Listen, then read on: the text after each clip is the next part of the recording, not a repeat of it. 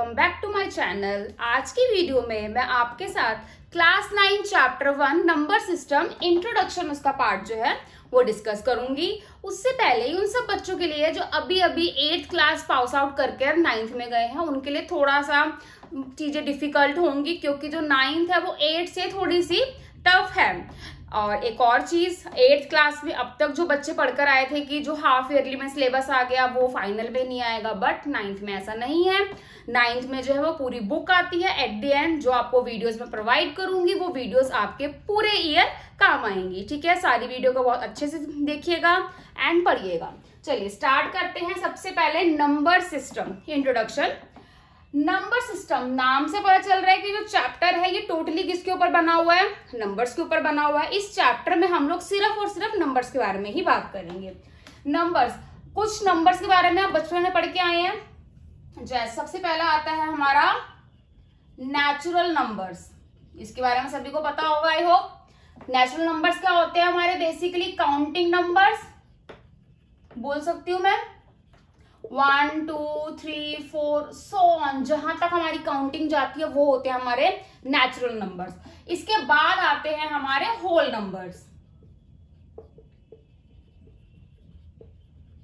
कुछ डिफरेंस नहीं है, बस एक जीरो ऐड हो जाता है, बाकी सारे के सारे नेचुरल नंबर इसमें रहते हैं। होल नंबर हमेशा 0 से स्टार्ट होते हैं, याद रखिएगा। नेचुरल नंबर हमेशा 1 से स्टार्ट होते हैं। इसके बाद आते हैं इंटीजर्स। इन दो के बारे में तो हमने छोटे क्लास में पढ़ा ही था। इंटीजर्स के बारे में हमने 6, 7, 8 क्लास में जाकर पता लगा था कि इंटीजर्स भी कुछ होते हैं। All positive and negative numbers क्या होते हैं हमारे इंटीजर्स। हमारे पास एक नंबर लाइन होती है इंक्लूडिंग 0, ठीक है। 0 राइट हैंड साइड पे सारे पॉजिटिव नंबर होते हैं, लेफ्ट हैंड साइड पे सारे के सारे नेगेटिव नंबर होते हैं। 1 2 3 4 -1 -2 -3 -4, ये होते हैं हमारे इंटीजर्स, ठीक है। यहां तक की कहानी हमें पता थी, ये हम लोग पढ़ के आए हैं। अब स्टार्ट होते हैं हमारे 9th क्लास की कहानी, यानी कि रियल नंबर्स। रियल नंबर्स क्या होते हैं?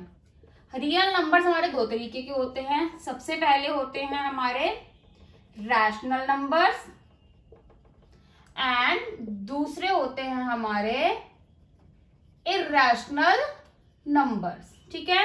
रैशनल नंबर क्या होते हैं? रैशनल नंबर वो नंबर्स होते हैं जिन नंबर्स को हम लोग p/q की फॉर्म में लिख सकते हैं, यानी कि फ्रैक्शनल फॉर्म में जिनको हम लोग लिख सकते हैं। और जहां पर जो q होता है वो क्या होता है? Not equal to 0। q कभी भी हमारा, q यानी डिनोमिनेटर कभी भी हमारा 0 नहीं हो सकता। डिनोमिनेटर अगर 0 होगा तो पूरी की पूरी वैल्यू इनफाइनाइट हो जाएगी। मैं इसको ऐसे 1/2, 3/2, 1/5, 7/2 ऐसे लिख सकती हूँ।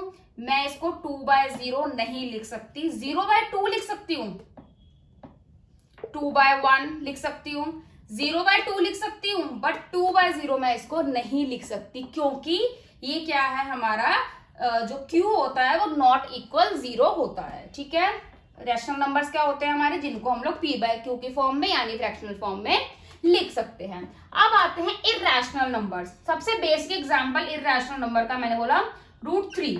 अब आप कहोगे सभी के सभी नंबर जो रूट में होते हैं, कुछ बच्चों की मेंटालिटी यही होती है कि जो नंबर उनको रूट में दिख गया ना, उनके कंसेप्ट क्लियर नहीं होते हैं। जो नंबर रूट में दिख गया वो क्या हो गया? इर्रेशनल हो गया। ऐसा नहीं होता, सभी के सभी नंबर इर्रेशनल नहीं होते हैं, उसमें भी कुछ कंडीशन होती है।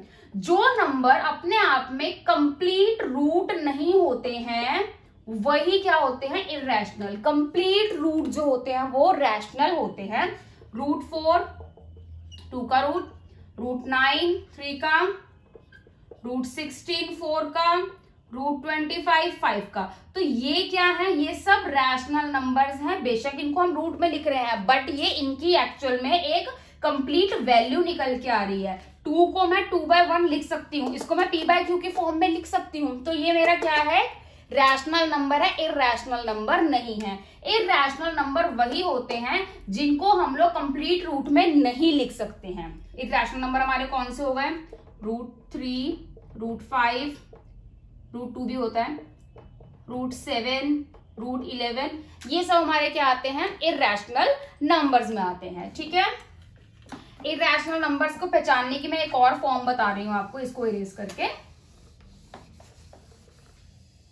कि कैसे पहचाने जाते हैं कि इरैशनल नंबर है। अगर कोई नंबर डेसिमल में आ गया तो आप उसको कैसे पहचानोगे कि वो नंबर रैशनल है कि इरैशनल है, ये भी बताती हूं मैं आपको।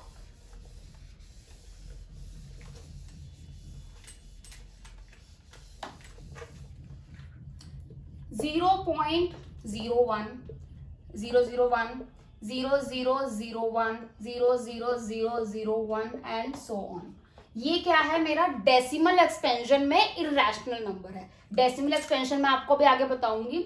डेसिमल एक्सपेंशन में क्या है, ये मेरा एक इरैशनल नंबर है। सीक्वेंस है 01 001 0001 00001। क्या है, ये एक सीक्वेंस होता है, जो इसी सीक्वेंस में नंबर आएंगे। ये जो 1 है इसकी जगह 7 हो जाए, 2 हो जाए, व्हाटएवर कुछ भी हो जाए, सीक्वेंस यही रहना चाहिए। वो क्या होते हैं हमारे डेसिमल एक्सपेंशन में इरैशनल नंबर्स होते हैं। ठीक है, चलिए अब मैं आपको बताती हूं हमारे डेसिमल एक्सपेंशन।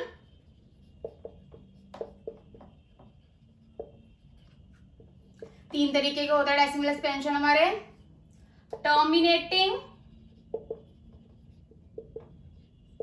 नॉन टर्मिनेटिंग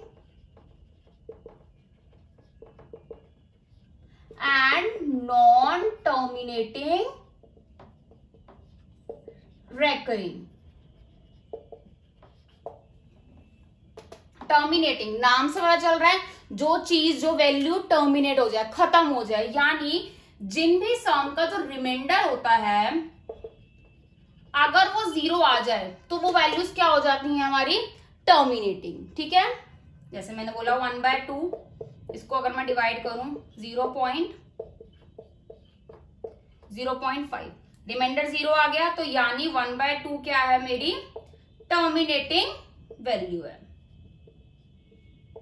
ठीक है, नॉन टर्मिनेटिंग रेकरिंग, ये दोनों ऑलमोस्ट सेम ही होती हैं। डिफरेंस इतना होता है, नॉन टर्मिनेटिंग में कभी जो हमारा रिमाइंडर होता है वो 0 के इक्वल नहीं होता है। सेम नॉन टर्मिनेटिंग रेकरिंग को हम लोग नॉर्मल लैंग्वेज में रिपीटिंग भी बोलते हैं। ठीक है, नॉन टर्मिनेटिंग में इन दोनों में जो है हमारा जो रिमाइंडर होगा वो नॉट इक्वल 0 होगा, यानी 0 आएगा ही नहीं, कोई ना कोई वैल्यू बचती रहेगी। कहने का मतलब ये है कि क्वेश्चन जो है वो खत्म ही नहीं होगा, चलता ही रहेगा। वो होते हैं हमारे नॉन टर्मिनेटिंग। जैसे मैंने बोला 1/3 3 1 0 पे 0.39, अगेन 1 0 3 9, अगेन 1 0 3, ये चलता ही जाएगा, खत्म नहीं होगा। तो ये क्या हो गया, एक तो ये नॉन टर्मिनेटिंग हो गया क्योंकि ये चले जा रहा है। और एक और चीज, जो 3 है वो बार बार आ रहा है, 0.3333, तो मैं क्या कर दूंगी, बार लगा दूंगी 0.3 के ऊपर। क्यों, क्योंकि यही नंबर जो है बार बार रिपीट हो रहा है। तो नॉन टर्मिनेटिंग रेकरिंग। ठीक है, मैंने दोनों के दोनों ही आपको एक एग्जांपल समझा दिए हैं। नॉन टर्मिनेटिंग में कभी भी जो हमारा रिमाइंडर होगा वो 0 नहीं होगा, और नॉन टर्मिनेटिंग रेकरिंग में क्या होगा, वही नंबर जो है बार बार रिपीट होने शुरू हो जाएंगे। ठीक है, ये होती है हमारी कुछ बेसिक टर्म। चलिए आगे बढ़ते हैं और आते हैं हमारे कुछ इसमें ऑपरेशंस जो कि हम लोग अपने रियल नंबर्स पर लगाते हैं।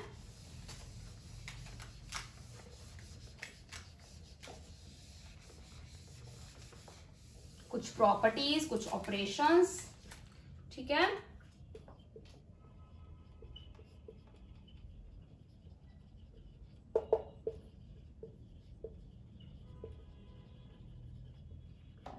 हम अपने रियल नंबर्स को प्लस भी कर सकते हैं, माइनस भी कर सकते हैं, मल्टीप्लाई भी कर सकते हैं, डिवाइड भी कर सकते हैं।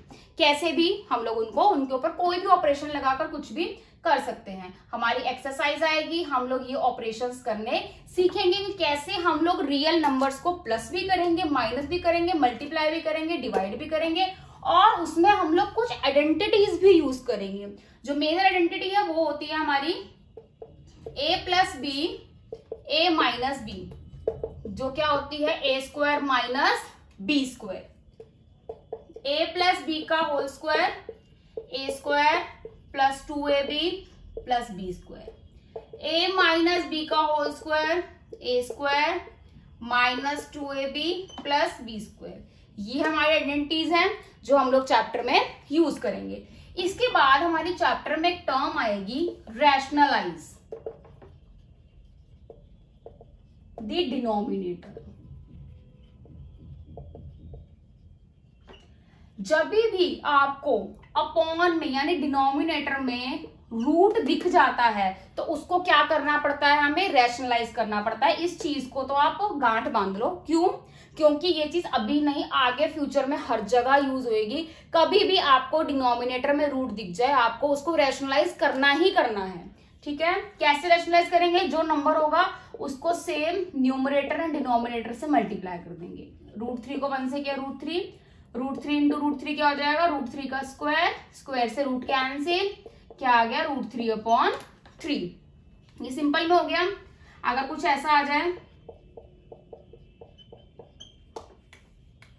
कुछ नहीं करना, प्लस में है तो रैशनलाइज क्या हो जाएगा, डिनोमिनेटर में और न्यूमरेटर में माइनस में। अगर माइनस में होगा तो वही ये चीज यहाँ पर प्लस में हो जाती है। इसको मल्टीप्लाई करेंगे, क्या आएगा √5 माइनस √2 आइडेंटिटी यूज हो जाएगी। a plus B a minus B a plus B a minus B a square minus B square. √5 का स्क्वायर माइनस √2 का स्क्वायर, रूट से स्क्वायर कैंसिल, रूट से स्क्वायर कैंसिल, √5 माइनस √2 5 माइनस 2 क्या आ जाएगा ये /3। ठीक है, ये होता है हमारा रैशनलाइजिंग द डिनोमिनेटर। कभी भी हमें डिनोमिनेटर में अगर रूट मिल जाएगा तो हमें उसको क्या करना पड़ता है, रैशनलाइज करना ही करना पड़ता है। और हमारे चैप्टर में ये अलग से क्वेश्चन भी है जिसको हम लोग अपने एक्सरसाइज में करेंगे। ठीक है, चलिए आगे बढ़ते हैं। अब कुछ ऐसी टर्म्स हैं जो आप 8th क्लास में पढ़कर आए हैं, बट फिर भी मैं आपको रिवाइज करवा देती हूँ। लॉज ऑफ एक्सपोनेंट आपने पढ़ा है 8th क्लास में, एक्सपोनेंट्स के बारे में।